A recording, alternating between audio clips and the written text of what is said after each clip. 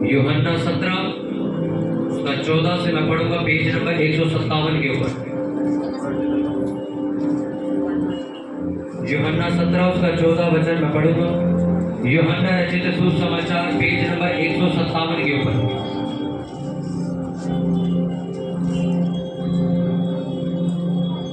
सभी लोग निकाल लेंगे उसे। पेज नंबर 157, यूहन्ना 17 उसका 14th वर्ष में पढ़ूंगा, और सभी लोग उसको ध्यान से सुनेंगे बिना किसी डिस्टर्बेंस।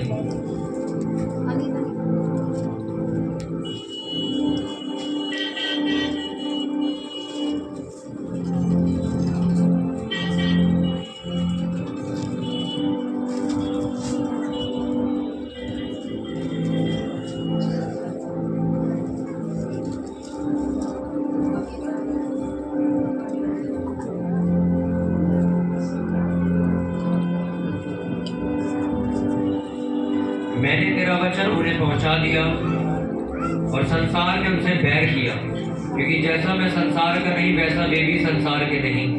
मैं ये विनती नहीं करता कि तू उन्हें जगत से उठा ले, परंतु यह है कि तू उन्हें उस दुष्ट से बचाए रख। जैसा मैं संसार का नहीं वैसा ही वे भी संसार के नहीं। सत्य के द्वारा उन्हें पवित्र कर, तेरा वचन सत्य है। जैसे तूने मुझे जगत में भेजा वैसे ही मैंने भी उन्हें जगत में भेजा, और उनके लिए मैं अपने आप को पवित्र करता हूँ, ताकि वे भी सत्य के द्वारा पवित्र किए जाएं। सब बोलो आमीन। मेरे साथ बोलो, प्रभु यीशु मसीह ने कहा सच के द्वारा उन्हें पवित्र कर, तेरा वचन सत्य। अपने पड़ोसी को बोलो ध्यान से सुन। सुनने से विश्वास पैदा होता है। अपनी बाइबल को बंद करके अपने पड़ोसी को बोलो ध्यान से सुन। ये सुनना ही तेरे जीवन को बदल देगा। जब कभी आप इस बात की चर्चा सुनते हो कि एक बीमार चर्च में गया था, और मत करो भाई। एक बीमार जब चर्च में गया, चर्च में जाने के बाद वही शनिवार का कोई बैग कोई पॉलिथीन अंदर ना मिले, बाहर कर पॉलिथीन बाहर कर। हालेलुया। अपने पड़ोसी को बोलो ध्यान से सुने। आपको मालूम, शैतान आपको किसी भी तरह गिरा नहीं सकता, बस एक तरीके से गिरा सकता है, आपको वचन सुनने से रोका जाए किसी तरह। दिल्ली से जो रास्ता पंजाब जाता है, अगर मैं आपको बताऊं ही ना वो रास्ता क्या है, और अगर कोई खड़ा होकर मैं बता भी रहा हूं और मैं आपको सुनने न दूं, पहुंच जाओगे पंजाब कभी? बोलो, कभी नहीं पहुंच पाओगे। क्यों? शैतान नहीं चाहता कि तुम उस सच्चाई को सुनो, जिसको सुनने के बाद तुम्हें एक ऐसी रियलिटी पता लगेगी जो तुमने कभी नहीं सुनी। चर्च किसी बाबे का धार्मिक स्थल नहीं, यहाँ कोई संत नहीं बैठा, यहाँ कोई वो नहीं बैठा जिसके बारे में लोग ये बातें कर रहे हैं कि ये परमेश्वर का रूप है, इसके आगे ऐसा कुछ भी चर्च में नहीं होता। तो फिर जब आप ये चर्चा सुनते हो कि कोई बीमार चर्च में गया और वो ठीक होके वापस आया, किसने उसको ठीक किया? कोई बाबा वहां नहीं है, कोई तांत्रिक वहां नहीं है, किसी महापुरुष को बाइबल नहीं बताती कि कोई है। सिर्फ इकलौते प्रभु यीशु मसीह के बारे में बाइबल बात करती है, उसके अलावा वो किसी की बात नहीं करती। तो आज जब लोग चर्च में हील होते हैं, चंगे होते हैं, गंदी चीजों से आजाद होते हैं, और जब वो लोग बाहर जाते हैं तो लोग उन्हें क्या बोलते हैं कि तुम्हें पैसे मिले होंगे या तुम्हारा धर्म परिवर्तन हुआ। अब आप एक बात सोचो, अगर एक व्यक्ति लालची है पैसों का, लालची आदमी, ये लालच शब्द कब लिया जाता है? जब एक व्यक्ति को भूख पड़ गई हो पैसों की, उसको 10 लाख दे दो कहेगा नहीं और चाहिए, 20 लाख दे दो कहेगा और चाहिए, उसको 50 लाख दे दो कहेगा और चाहिए। उसको हम क्या कहते हैं? ये लालची हो गया। कोई आदमी जितना कमाता है उतने में खुश रहता है, उसको लालची थोड़ी कहते हैं। किसको लालची कहा जाता है? उसको जितना तो उसका पेट नहीं भरता, उसको लालची कहते हैं। अब सुनो, अगर चर्च में 5 लाख रुपए देके धर्म परिवर्तन होता है, तो कोई दूसरा धर्म आगे को 10 लाख दे तो आपको चले जाना चाहिए, क्योंकि आप तो लालची आदमी हो। भाई आपको 5 लाख मिला, आप तो खुश हो गए, आपको मैं 10 लाख देता हूँ, इधर आ जाओ। कोई आके आपको कहता लो मैं 15 लाख देता हूँ, इधर आ जाओ। पर सोचो, वो व्यक्ति जो चर्च जा रहा है उसके आगे आप 100 करोड़ रख दो, वो चर्च छोड़ने को तैयार नहीं है। अगर ये पैसों का लालची है तो जान भी नहीं रहा। भाई साहब, अगर पैसों से ही बंदे बदलने लग गए तो इतनी बड़ी बड़ी फर्में दुनिया में घूम रही हैं, रोज आपके घर के बाहर लाके ढेर लगा दे नोटों का और आपको अपनी तरफ कर ले। एक व्यक्ति जब तक ना चाहे अपने मन से वो प्रभु यीशु मसीह को स्वीकार नहीं करता। पूरी बाइबल अगर आप पढ़ो तो उसके अंदर कहीं भी प्रभु यीशु मसीह ने ये शिक्षा नहीं दी जाओ लोगों को जबरदस्ती पकड़ के लेके आओ। पता है प्रभु यीशु मसीह के पीछे बड़े बड़े करोड़पति चल के आते थे और कहते थे हम तेरे पीछे अनंत जीवन पाने के लिए क्या करें। यीशु मसीह को रूल्स बताते थे, अगर तू ये चीजें करेगा तो मेरे पीछे आ जा। अब वो कहता मैं नहीं करूंगा, ठीक है वापस जा। प्रभु यीशु मसीह वो परमेश्वर है जिसने करोड़पतियों को वापस भेजा था। इसी वजह से आप कह रहे हो पैसे देके यीशु मसीह अपने पास बुला रहे।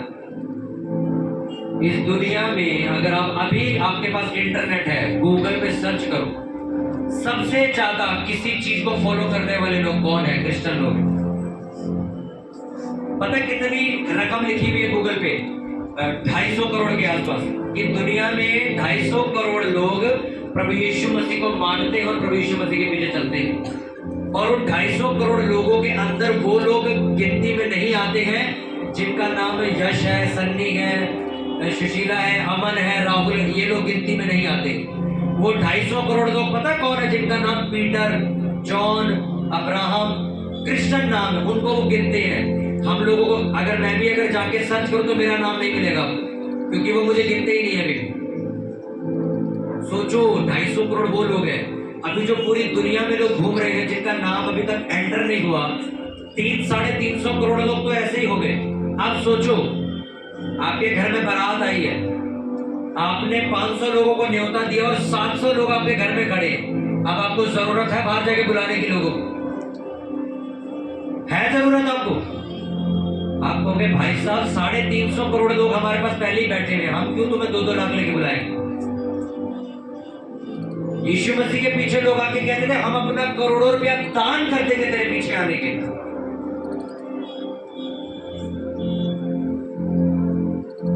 अगर कोई चर्च में ऐसा व्यक्ति आए जो कहे कि ब्रदर मेरे को मतलब बहुत, एक बार एक व्यक्ति आया चर्च में, उसको बड़ी दिक्कत थी, उसके घर में खाने को रोटी भी नहीं थी। तो जब मेरे पास मिलने के लिए आए तो मैंने उनके घर राशन भिजवाया। अब सुनते जाओ, उनके घर राशन भिजवाया, पैसे भिजवाए। अब ये जो मैंने काम किया किसने किया? बाइबल में लिखा है कंगालों की सुधि लो। अगर तुम दया नहीं करोगे तुम पर भी दया नहीं की जाएगी। दुनिया वाले क्या सोच रहे? देखा पास्टर ने राशन भिजवाया, कर धर्म बदल रहा, देखा पैसे दिए। इस चर्च में अगर कोई मजबूर आदमी आए और अगर हम उसकी मदद कर दे तो बाहर जाके क्या बोलेंगे लोग? देखा हमने कहा था ना पैसे मिलते। अरे भाई उसको चर्च आने के लिए पैसे नहीं दिए, वो भूख से मर जाएगा इसलिए उसको पैसे दे जाके रोटी खा। और उसको आप क्या बोलते हो? धर्मांतरण। आपको पता है आज से कुछ साल पहले हर साल देश के अंदर बाढ़ें आती हैं। उड़ीसा जैसी जगहों पे जहाँ पर चावल की खेती होती है, ऐसी ऐसी जगहों पे बाढ़ बहुत आती थी। तो वहां पर क्रिश्चियंस लोग थे, तो बाढ़ के टाइम जब लोग मर रहे थे भूख से, तो वहां के जो क्रिश्चियंस लोग थे उन्होंने क्या किया था कि उड़ीसा के जो लोग हैं या साउथ के जो लोग हैं वो क्या खाते? ज्यादा चावल ज्यादा खाते। तो उन्होंने कहा यार इन सबके घर में चावल भिजवाओ यार, इनके घर में खाने को नहीं है, बाढ़ आ गई, सब बर्बाद हो गया। वो ड्रामा आज तक पीट रहे लोग कि चावल का कट्टा देके लोग का धर्म बदल। सोचो किसी की मदद करना इतना भारी पड़ता है।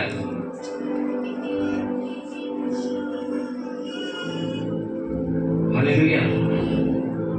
चलो आपको दिए 2 लाख रुपए, क्या बदल जाएगा 2 लाख में? ये जितना चर्च है 90 गज के, इसकी कीमत 65 लाख रुपए, 2 लाख रुपए। क्या करूंगा मैं बताओ? जो 2 लाख रुपए की लोग बात करते हैं वो 4 महीने इस चर्च का खर्चा है। क्रिसमस में भी 1-1.5 लाख रुपए खर्च देते हैं अकेला। 2 लाख दे क्या पता खरीदो? हालेलुया। अभी एक नया साउंड हमने सर्च किया, जो भी हमने बुक करके खरीदना, वो 1 लाख रुपए का साउंड है। एक माइक 50,000 रुपए का है, एक माइक सर। 2 लाख रुपए दे के आप बंदे बदलो। हालेलुया। चर्च अगर पैसा स्प्रेड कर रही है तो वो इसलिए करे कि लोगों की मदद की जाए, सेवा की जाए, लोगों को खिलाया जा सके। आप जो वचन मैंने पढ़ा इसको ध्यान से सुनना। उसने कहा यीशु मसीह ने परमेश्वर को, इनको पवित्र कर, सत्य के द्वारा इन्हें पवित्र कर, तेरा वचन सत्य। प्रभु यीशु मसीह ने क्या प्रेयर करी आपके लिए? इन लोगों को क्या कर? पवित्र कर। बोलो पवित्र कर। और ये भी बताया कैसे पवित्र कर, लिखा अपने वचन से क्या कर? पवित्र कर। आपको मालूम एक आदमी बीमारी से कब बाहर निकलता है? एक आदमी गंदी दुष्ट आत्माओं से कैसे बाहर निकलता है? जब वो एक पवित्र जीवन जीना शुरू करता है। पूरी बाइबल इसी पवित्रताई पर चल रही है। इसी पवित्रताई के बारे में परमेश्वर ने प्रचार किया जो आज यह किया जा रहा है। अगर तुम अपने मन में गंदे विचार से तड़पते हो और गंदे सपने देखते हो, आप पवित्र नहीं हो। आपको मालूम? कितनों को बात समझ आ रही?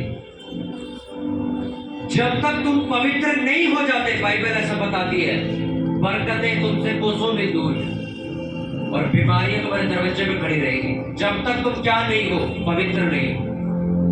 अब लोगों की नजर में पवित्र कौन है मैं बताता हूं। जो सफेद कपड़े पहन के घूमता है। कौन है पवित्र? जो सफेद कपड़े पहन के घूम रहा है, गले में लॉकेट डाल के घूम रहा है, बड़ा झुक के नमस्कार करता है, उसको कहेंगे ये बड़ा धर्मी आदमी, बड़ा पवित्र आदमी। बाइबल में लिखा, तुम्हारे कर्म जो तुम दिखाते हो बहुत अच्छे हैं, ये मैले कुचड़े चिथड़े कपड़ों के समान है मेरे सामने, इनका कोई वैल्यू नहीं। कौन है असली में पवित्र जो परमेश्वर आपको करना चाहता है? जब तुम अंदर से पवित्र हो जाओ। तुम्हारे मन में आज भी अपने ही सगे भाई बहनों के लिए नफरत है, तुम पवित्र नहीं हो, तुम एक वहम में जी रहे हो। कौन है पवित्र? जो अंदर से साफ हो चुका। क्या बोला प्रभु यीशु मसीह ने जाते वक्त? परमेश्वर इन्हें पवित्र कर। कैसे? अपने वचन से पवित्र कर। ये जो बाइबल आज आपके हाथों में है, जो दी गई है, इसको पढ़ने के दौरान ही तुम पवित्र हो सकते हो। बाइबल ऐसा बताती है। पूरी बाइबल में कोई फोटो नहीं है, कोई तस्वीर नहीं है। प्रभु यीशु मसीह की आज चर्च में आपको कोई तस्वीर नहीं दिख रही है। क्यों? क्योंकि बाइबल में लिखा, वो मरा हुआ नहीं है जो तुम उसकी फोटो लगा के हाथ डालोगे, वो जीवित है, वो तुम्हारे अंदर रहता है। आज अगर मैं ये प्रचार कर रहा हूं, आपके बीच में बैठा हुआ है, वो तुम्हें भी देख रहा है और मुझे भी देख रहा है। और उसने कहा, परमेश्वर इन्हें पवित्र कर। आज लोग पवित्र नहीं। जब से फोन चालू हुआ है, इंटरनेट चालू हुआ है, लोग पवित्र नहीं रहे। पहले सुनने में आता था वो जवान लड़के लड़कियां गंदी पिक्चरें देखते हैं, आज सुनने में आता औरतें भी देखती हैं, आदमी भी देखते हैं। आप सोचो, हम मेट्रो में बैठे थे, 70 साल का आदमी पिक्चर देख रहा, उसके शीशे में मुझे नजर आ रहा था। सामने उसको पता ही नहीं पीछे शीशे में नजर आ रहा है। कहां गई पवित्रता है? क्योंकि आप लोग धर्म और जात के चक्रों में फंस चुके और परमेश्वर ने कहा, मैंने मेरे भाई धर्म बनाया ही नहीं था। इसलिए आज जब किसी धर्म की आपस में लड़ाई होती, परमेश्वर बीच में नहीं आता। क्यों? तुमने बनाया, आपस में निपटो इसको। मैंने नहीं बनाया, मैंने तो तुम्हें कहा पवित्र बनो। क्या फायदा उस पूजा का, उस भक्ति का, उस धर्मीपन का कि जब तुम सुबह पूजा करके अपने घर से निकलो और सारा दिन मां बहन की गालियां दो? कौन सी पवित्रता ये जी रही?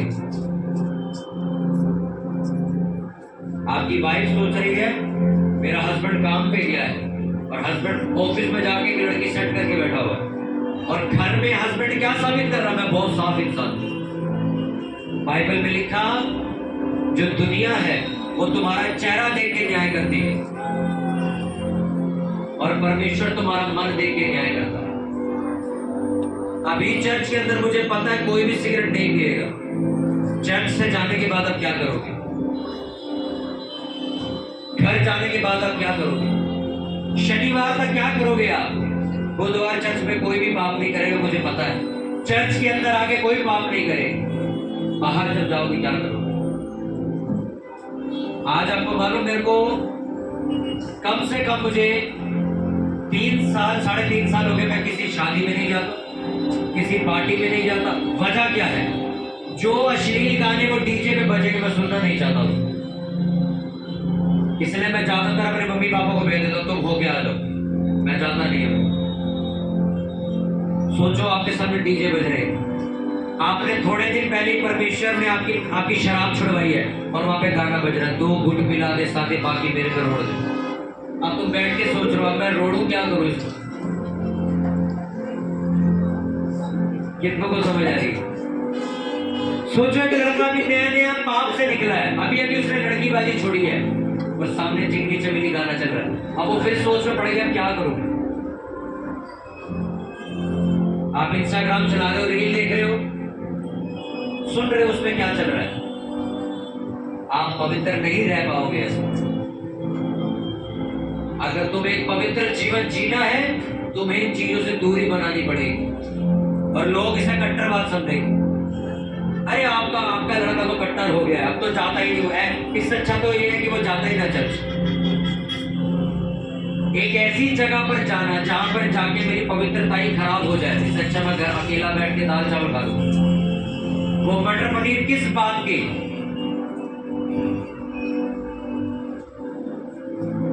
कभी पूछा है अपने घर में आपका लड़का कहां से आया?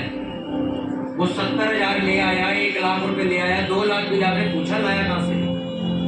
नहीं पूछा। क्यों? क्योंकि आपको ऐसा लगता है पैसा आ रहा है, इसको संभाल कर रखो, जमा करके चलो। हालेलुया। वो कहां बैठता है, किसके साथ बैठता है, कौन सी गालियां बकता है, आपको मालूम? आपको नहीं मालूम। आपके अकाउंट के अंदर 50 करोड़ रुपया भी हो और आप पवित्र नहीं हो, आप बाइबल बताती तुम स्वर्ग का रास्ता भूल जाओ। हाँ, तुम्हारे मरने के बाद तुम्हारी फोटो के नीचे जरूर लिखा जाएगा कि झूठ स्वर्गवासी है। अभी पूछा नहीं गया भी है कि नहीं, लिख दिया स्वर्गवासी। फोटो के नीचे लिख देते ना स्वर्ग चला गई। करके क्या गया? नशा करके नाले में गिर गया था, सर फट के मौत हो गई, फोटो के नीचे लिखा स्वर्ग चला गया। ऐसे जाते स्वर्ग। हालेलुया। कब होते हैं लोग ठीक चर्च में? जब वो माफी मांग लेते। आप ये मत सोचो आपने बहुत गंदे पाप किए, आपसे ज्यादा गंदे काम कर करके आज यहाँ लोग बैठे और सेवा कर रहे हैं। मैं भी कोई फरिश्ता नहीं हूं, मैं भी उसी जिंदगी से आया हूं, पर परमेश्वर ने एक वचन लिखा हुआ है, पता है क्या? मुझसे माफी मांग कर तेरी जिंदगी देख कैसी खूबसूरत करता हूं। मुझे 2017 में मैंने चर्च जाना शुरू किया था, आज 2024 है, मुझे नहीं याद मैंने दवाई कब खाई थी। मैं कभी हॉस्पिटल नहीं गया, मेरे को 6 साल हो गए, मुझे 5-6 साल हो गए मैं नहीं गया हॉस्पिटल। ना ही मेरे ऊपर कोई कर्जा चल रहा है, ना मुझे किसी का लोन देना है, ना मुझे किसी की किस्तें देनी, अपना कमाता हूँ खाता हूँ कर रहा था। मुझे 6 साल हुई है, मेरी गवाही। मेरे दोस्त भी मुझे शुरुआत में कहते थे कि तूने धर्म बदला, आज नहीं कहते, क्योंकि उन्हें पता है कि हम आज भी उसी चौराहे पे खड़े होके गालियां दे रहे हैं, पर ये नीचे नहीं आता। जब तुम्हारा जीवन बदलने लग जाएगा, जब पवित्र जीवन में तुम जीने लग जाओगे, रोज बाइबल करेंगे तुम्हें। आप जिन बाबाओं के पास से होके आए हो, मैं भी होके आया हूं वहां से। उन बाबाओं के सत्संग में जाकर मैंने सवाल पूछा, परमेश्वर को उन्हें जवाब नहीं दे पाए। आज भी उस आदमी को शक्ल से पहचान लोगे जिसने मेरे को इग्नोर करके बोला कि नहीं हमारे पे जवाब नहीं। सोचो, और उस बाबा के पास कम से कम लाखों दुनिया जाती है सत्संग सुनने के लिए। मैं उस टाइम पे 18 साल का था, वो जवाब नहीं दे पाया था मेरा। बेवकूफ। आप सोचो, एक बाबा मैं यहाँ बिठा दूं और तुम्हें बोलूं ये तुम्हारी जिंदगी बदलेगा, अरे ये भी मर के चला जाएगा कब्र में थोड़े दिन बाद, ये तुम्हारे को क्या? परमेश्वर ने कहा तुम्हें उसका पीछा करना है जिसने आसमान को बनाया है, उस बाबे ने बनाया है। सीधा सवाल, जितने आज बाबा सत्संग तांत्रिक घूम रहे हैं उनसे एक सवाल पूछो, आसमान किसने बनाया है? क्योंकि हमने नहीं बनाया। किसने बनाया? परमेश्वर। तो ठीक है, तू खड़ा हो जाए। उस परमेश्वर को बिठाएंगे जिसने आसमान खड़ा कर रखा है। ये सांसें तू चला रहा है? नहीं, खड़ा हो जाए। रोटी तू दे रहा खाने को? नहीं। मैं एक आपको संदेश दे सकता हूं बस, आप मेरी फोटो घर लगा लो, उसका क्या फायदा? उसने कहा परमेश्वर ही ने पवित्र कर। कहां, किस चीज से पवित्र होना है आपको? हर कोई लड़कीबाजी नहीं कर रहा, हर कोई लड़कों के चक्रों में नहीं। कुछ लोग हैं जो आज भी गालियां देते, वो पवित्र होना पड़ेगा। आज भी कुछ है जो चुगली करते किसी की, आज भी है जो अपने परिवार के लोगों से नफरत गाड़ के बैठे। मेरे से बोलियो मत, इसका नंबर ब्लॉक कर। तुम पवित्र नहीं हो भाई, तुम वहम में जी रहे हो।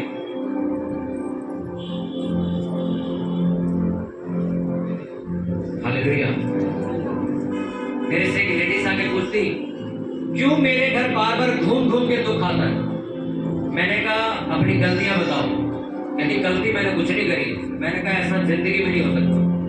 बाइबल इस बात के लिए साफ बयान करती है, परमेश्वर किसी को दुख देके खुश नहीं होता। तुम अपनी गलतियों की वजह से फंसते हो। अब बता तूने किया क्या? नहीं बोली। 2 दिन मिली, नहीं बोली। तीसरे नहीं, कोई गलती नहीं। 4 दिन हो गए, नहीं बोली। इतना सब कुछ होने के बाद छठे दिन अपने आप आई और पता क्या बोली मेरे को? छठे दिन आके मैंने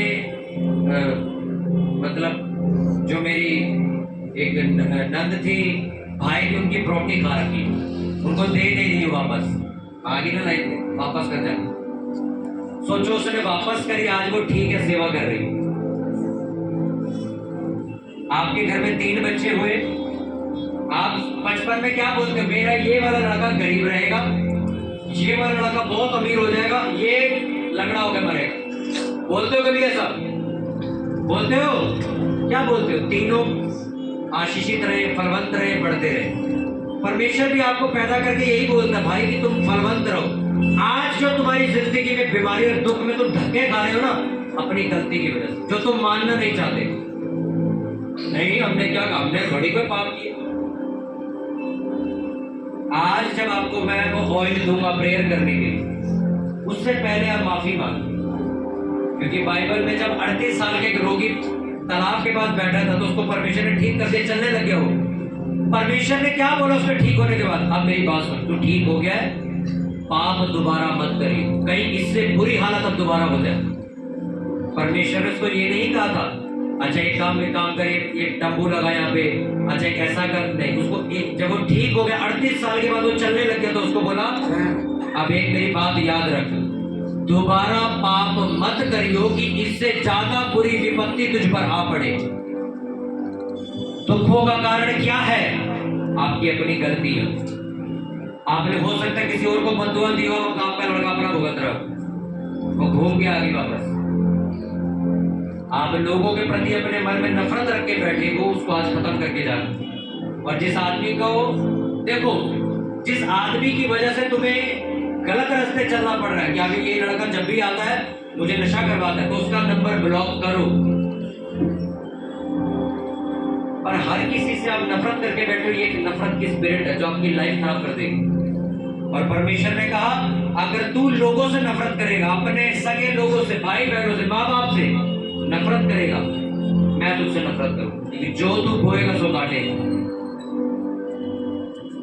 अपने पड़ोसी को बोलो पवित्र बन, तेरा बुलाने वाला पवित्र है। आज से जब फोन चालू करोगे, आपको फेसबुक पे किसी का मैसेज पढ़ता है, मैसेज पढ़ोगे बाहर आ जाओगे और स्क्रॉल नहीं करोगे बैठ। इंस्टाग्राम पे काम है कोई, चेक करोगे बाहर आ जाओगे, रीलें नहीं देखोगे बैठ के। मैं स्टेटस भी नहीं देखता व्हाट्सएप पे बहुत सारे लोगों के, मुझे पता है बड़े अश्लील चीजें लगा रखी और नंबर में डिलीट कर देता हूं। कौन सा सीरियल आपके घर चल रहा है, कौन सी पिक्चर आपके घर चल रही है, आपको नोटिस करना पड़ेगा ये मेरे घर में क्या प्रभाव छोड़ेगा। क्योंकि परमेश्वर तो कहता है जो घर पवित्र है मैं वहां होऊंगा। पर जहां परमेश्वर वहां दुख नहीं होता, गरीबी नहीं होती, बीमारी वहां नहीं होती, कलेश नहीं होते वहां पे। आज आपका अपना बच्चा आपसे बात करके राजी नहीं, आपका अपना बच्चा आपको ऐसे ट्रीट करता है जैसे कि आप एक अनजान हो। क्यों?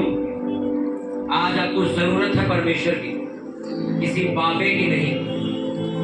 जो मर गया और दफन हो गया, उस परमेश्वर की जिसकी कब्र आज भी खाली और वो आज भी जिंदा है और लोग चंगे होते।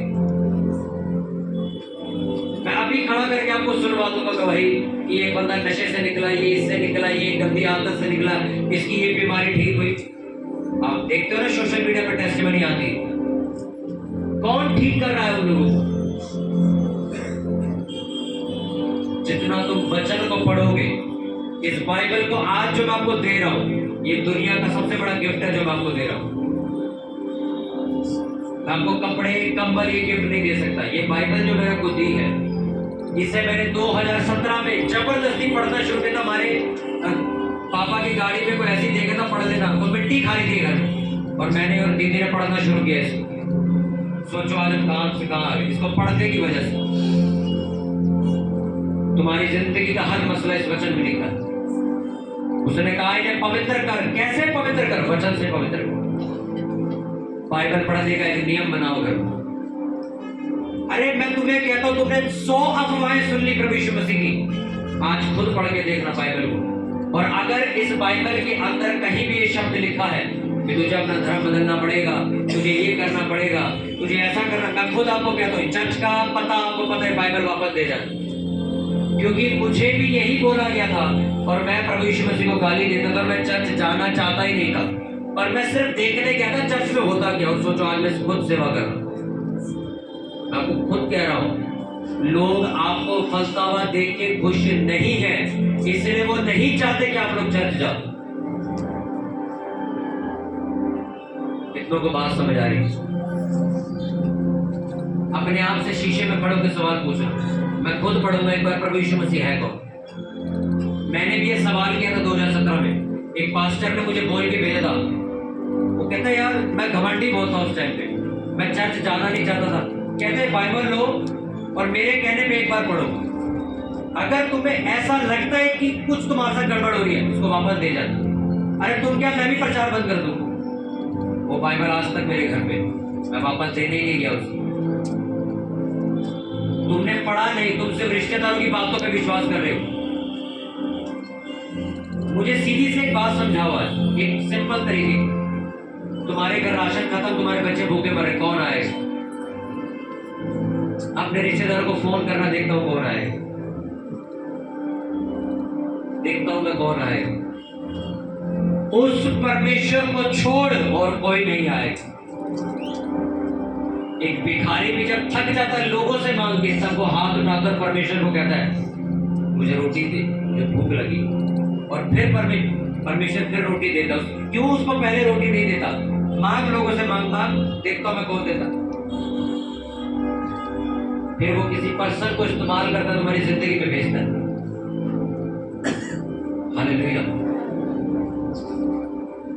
टेक्नोलॉजी में, इंटरनेट में इतना ज्यादा आगे मत निकल जाओ कि परमेश्वर की वैल्यू खत्म कर दो। क्योंकि जिस दिन तुम्हारे घर से, तुम्हारे बच्चों से, तुम्हारी अपनी लाइफ से परमेश्वर की इज्जत खत्म होने लगेगी और तुम्हारा विश्वास बाबाओं पे आने लग जाएगा, उस दिन वो घर बर्बादी की तरफ जाने लगेगा। क्योंकि परमेश्वर ने कहा मैं नहीं चाहता इंसान मेरे अलावा किसी और के आगे सर झुकाए। मैं आज भी आपको कहता हूं, मेरे से बड़े बड़े मंत्री मिलने आते, मैं कभी सर नहीं झुकाता उनके आगे। मैं हाथ मिलाऊंगा, उन्हें जय मसीह करूंगा, बस। कभी मेरे घुटने टिके या सर मैंने झुकाया तो प्रेयर में, कि मुझे पता है मेरे को आज तक जितनी पावर मिली है पीछे से वो प्रेयर से मिली। ये चर्च किसी नेता की सपोर्ट से नहीं चल रही, बल्कि नेता लोग थोड़े दिन पहले मजे ले रहे थे, अरे आपको ऐसे परमिशन नहीं, अरे ऐसे परमिशन नहीं मिलेगी, ऐसे परमिशन नहीं मिलेगी, हमारे को जाना पड़ेगा। हम कमिश्नर से खुद जाके लेके आए थे परमिशन। सोचो, आप लोग डिपेंड हो किसी व्यक्ति के ऊपर। जिस दिन आप ये बोल के उठोगे सुबह, परमेश्वर मेरा सारा दिन तू चलाएगा, मुझे नहीं पता आज क्या होने वाला, देखो उस दिन क्या होगा। हालेलुया।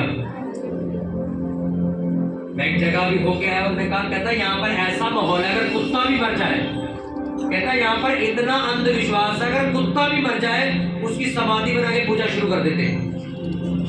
इतना अंधविश्वास है वहां पे, कह रहा इतना पागल हो चुके लोग। और कहते हैं उस कुत्ते की जगह पर आप जाके सर झुका दो, लोग आपका मजाक नहीं उड़ाएंगे। आप चर्च जाओगे, लोग आपका मजाक उड़ाएंगे। वो मजाक कोई व्यक्ति नहीं उड़ा रहा, वो शैतान उड़ा रहा, क्योंकि शैतान इस बात को पूरे ढंग से समझता है। ये कहीं भी जाए, तांत्रिक पे जाए, बाबा पे जाए, कहीं भी जाए, नो प्रॉब्लम, इसको चर्च जाने से रोको किसी तरह, क्योंकि शैतान ये बात जानता है अगर ये चर्च गया मुझे इसको छोड़ना पड़ेगा, क्योंकि शैतान की अर्थी चर्च से निकलती है हमेशा। ये रिकॉर्ड रहा है चर्च में, हालेलुया। क्योंकि शैतान, आप तांत्रिकों को जाके मैं आपको खोल के दो, फोटो दे दो आप मेरी, वो लेने से मना कर देगा। आप उसको बताना ये प्रेयर करने वाले लोग हैं, वो वापस दे देगा फोटो आपको। उन्हें पता है ये चर्च वालों में हमारा जोर नहीं चलता, क्योंकि ये बंदे बिल्कुल सीधा चल रहे पर इनके आगे कोई बाबा बुबा नहीं चल रहा, ये सीधा परमेश्वर जिसने दुनिया बनाई उसके पीछे चल रहे। इनसे लड़ाई लेके कोई फायदा नहीं। हालेलुया। कितनों को बात समझ आ रही है? इसलिए आज भी जब कोई गलत या कोई गाली देता है क्रिश्चियन लोगों को, तो क्रिश्चियन लोग आपको कभी न्यूज में सुनने नहीं आएंगे। एक क्रिश्चियन लोगों के दल ने आगे बसें जला दी, इन्होंने दुकानें फूकी, कभी सुना? क्रिश्चियन लोग सड़क पर आए, उन्होंने बसों में आग लगा दी, दुकानों में आग लगा दी, तिजोरियां लूट ली। कभी नहीं करेंगे लोग, क्योंकि हमें मालूम है हमारा परमेश्वर वो परमेश्वर दुनिया पलट सकता है रात को। हमें लड़के कोई फायदा नहीं, हम चुपचाप बैठेंगे, वो अपना जवाब देगा। तो हालेलुया। अपने आस पड़ोस झांकी मारो। इतने लोगों को अगर मैं 5-5 लाख रुपए बांट दूं तो सोचो कितने करोड़ होंगे। और अगर इतने करोड़ हम बांटने के लिए बैठे तो एसी नहीं लग जाता तक। आप बड़ी मीटिंग में तो टेंट के टेंट भर जाते हैं, सबको 5-5 लाख रुपए। बोलो आज भी, जोर से बोलो आज भी वो जीवित परमेश्वर हमारे बीच में रहता है। आमीन। अपने हाथों को उठाओ, बोलो परमेश्वर आज मैं तैयार हूँ एक पवित्र जीवन जीने के लिए। आज मैं तैयार हूँ अपने पापों, अपने गुनाहों की माफी मांगने के लिए। जो पाप मैंने अनजाने में किए, जानबूझकर किए, प्रभु आज मैं सारे गलती और पापों की आज तुझसे माफी मांगता हूँ। ऊंची आवाज हाथों को उठाओ और माफी की प्रार्थना करो अगले 2 मिनट तक। सभी जना आपकी आवाज मेरे माइक से ऊंची होनी चाहिए। बाइबल में लिखा है तुम ऊंची आवाज में प्रार्थना करते हो तो परमेश्वर तुम्हारी पुकार सुनता है। कि परमेश्वर आज हम माफी को मांगते हैं। जो पाप मैंने अकेले में किए, जो पाप मैंने किसी को गलत बोल के किए, जो पाप मैंने गुप्त में होके किए, आज मैं सभी पापों की तुझसे माफी मांग लेता हूँ। परमेश्वर मुझे माफ कर, मुझे धोकर साफ कर, मुझे पवित्र कर, मुझे शुद्ध कर। परमेश्वर ऊंची आवाज में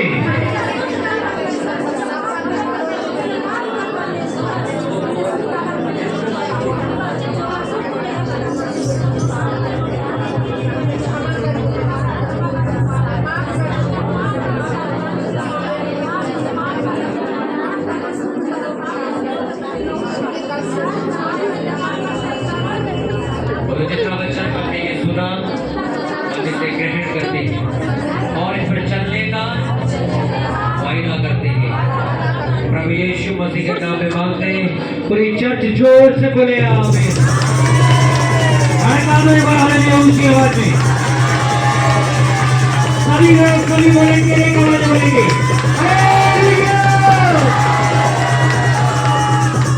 आपको मालूम हालेलुया जो शब्द है इब्रानी शब्द है, इसका मतलब है प्रभु के नाम की महिमा।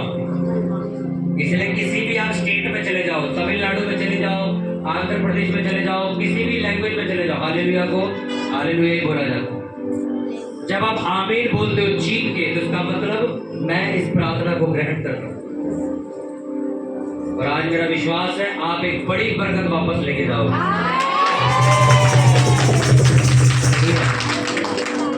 तैयार हो आप उस प्रेयर के लिए?